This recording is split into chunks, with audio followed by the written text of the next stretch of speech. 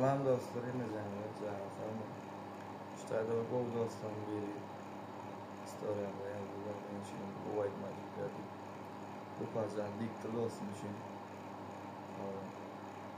Bu halifaların ne olduğunu şulaydım ya diye ayarlaydım bir yerine tutacak.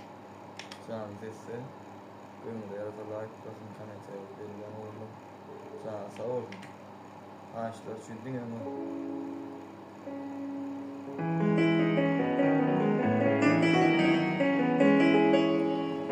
aşk sevdasın yalanlamayı min seni bildim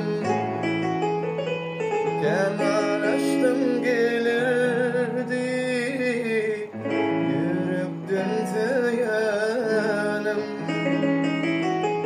bedenip pislenip çıksın min aşımla gülerdim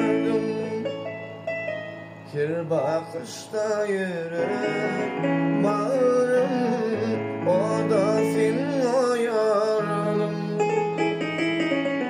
bedenip bizleneceksin min kaşımla ölerdim her bakışta yürek bağrım o da sen oyarım